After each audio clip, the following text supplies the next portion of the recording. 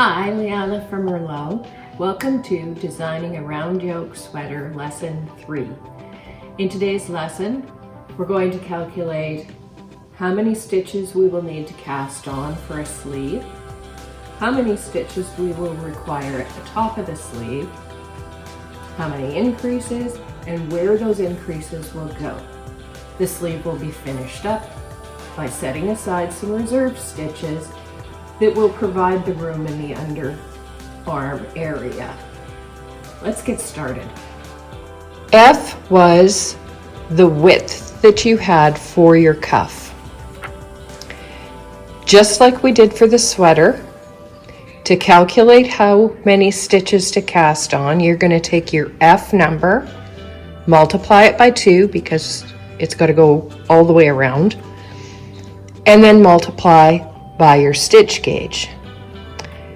For me, that's 4 1/4 times 2 times my stitch gauge of 5.875.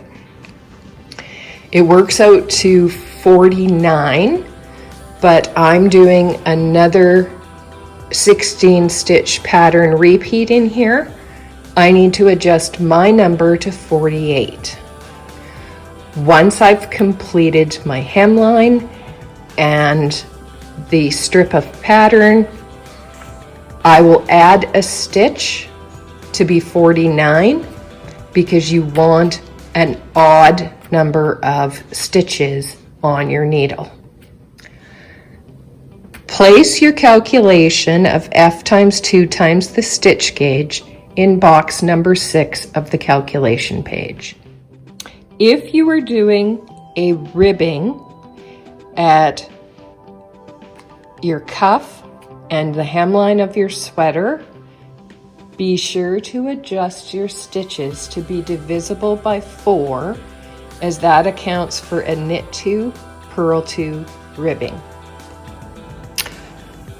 Once you have cast on the stitches that you need, when you join it in the round, be sure to place a marker, knit 1, and knit all the way around and place a marker.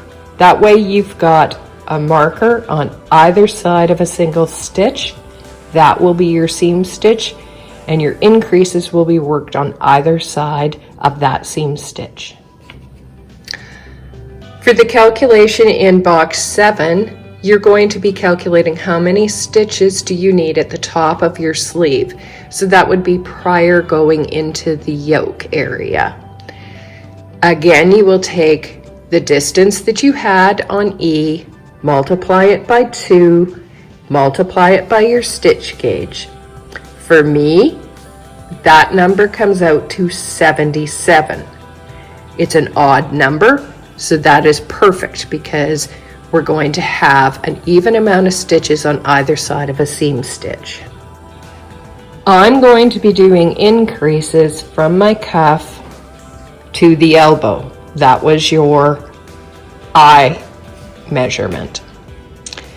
I'm going to take what was in box 7, which is the number of stitches I would have at the top of my sleeve, and subtract the number of stitches I would have at the cuff level. For me, that's 77 minus 49, so I would have 28 stitches that I would be gaining in there. I'm doing 1 on either side of the seam stitch, so I'm taking that number and dividing by 2. 28 divided by 2, 14 rounds, so I'm going to place 14 increase rounds between the cuff and the elbow of my sleeve. For box 9 on your calculation sheet, you are going to take what your measurement was from the cuff to your elbow, so I, times your row gauge, minus the number of rows that you had at your cuff. So for me, to my elbow was 9.5 inches, times my row gauge of 8.75 minus the 15 rows that will be part of my cuff and the color design I will have here. So That will give me 68.125 rows. So that will go into box number 9. Box 10 is going to be where I take the number from box 9 and divide it by the number from box 8.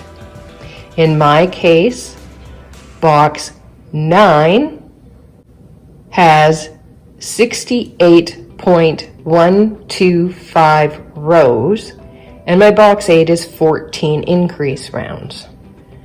This means I'm going to take 68.125, divide by the 14, so that will give me a number of 4.86 rows. I will round it up to 5. In box 10 then, I will put the number 5, because that means I will knit 5 rows to an increase round, knit 5 rows to an increase round, until I get to the full number of stitches that I want at the top. In my case, that is 77. Once I have the full number of stitches onto my sleeve, I'm just going to continue knitting until I get it to the same measurement as J. When the body is knit and the sleeves are knit, they'll all be put together and the yoke will be knit from there. Prior putting them together, you're going to account for some room that goes under the arm. We will call these the reserve stitches. The reserve stitches should be 10% of what your calculation of stitches was across the top of the sleeve. In my case, it was 77 stitches. 10% of that is 7.7. I'm going to round up to 9 stitches, and it needs to be odd because you want your seam stitch plus an even number of stitches on either side of that seam stitch. Using a stitch holder,